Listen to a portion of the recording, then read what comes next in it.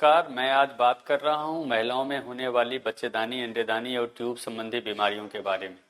अगर हम आज के इरा में बात करें तो जो भी तकलीफ बच्चेदानी के अंदर है, चाहे गोला के रूप में या रसौली के रूप में बोलते हैं उसको, बच्चेदानी का फाइब्रॉयड या एडिनोमायोमा कहते हैं।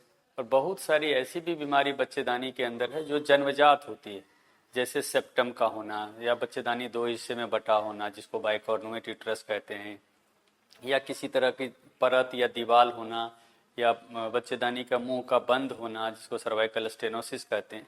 इन सारे चीज़ों का इलाज बच्चेदानी के अंदर दूरबीन के द्वारा जिसको हिस्ट्रोस्कोपी कहते हैं, या पेट के अंदर दूरबीन के द्वारा जिसको लेप्रोस्कोपी कहते हैं, उसके द्वारा किया जाता है। अगर बच्चेदानी का दोष है या अंडेदानी का दोष है या ट्यूब का दोष है, दोष तीनों में किसी भी अंग में हो, वो सारी बीमारी का इलाज गायनी इंडोस्कोपी बोले तो हिस्ट्रोस्कोपी और लेप्रोस्कोपी से आज के इरा में किया जाता है। इसके लिए पेट को खोलने की जरूरत नहीं पड़ती, मतलब पेट में बड़ा चीरा लगा के ऑपरेशन की आवश्यकता नहीं होती।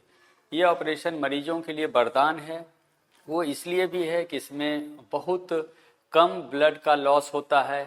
मान के चलिए जितना आप खून के जांच के लिए सिंपल में 5 ml या 10 ml ब्लड देते हैं, मात्र उतना ही ऑपरेशन के दौरान लॉस होता है।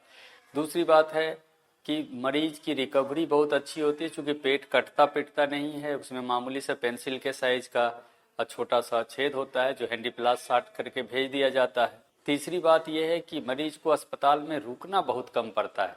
जैसे कोई भी बड़ी से बड़ी भी ऑपरेशन हुई तो मैक्सिमम 24 से 48 घंटे रुकना है, नहीं तो 5 घंटे, 6 घंटे, 10 घंटे, 8 घंटे में अस्पताल से छुट्टी हो जाती है। इसलिए अस्पताल रुकने का खर्च भी कम होता है और अपने काम पे वो जल्द से जल्द वापस हो पाते हैं। इसलिए दूरबीन सर्जरी के बारे में जानना, लोगों के बीच समझ बनना ज़्यादा ज़रूरी है, क्योंकि हर लोग अब चाहते भी हैं। तो आज के समय में हम लोग सिजेरियन को छोड़ के लगभग सारी सर्जरी दूरबीन से ही करते हैं।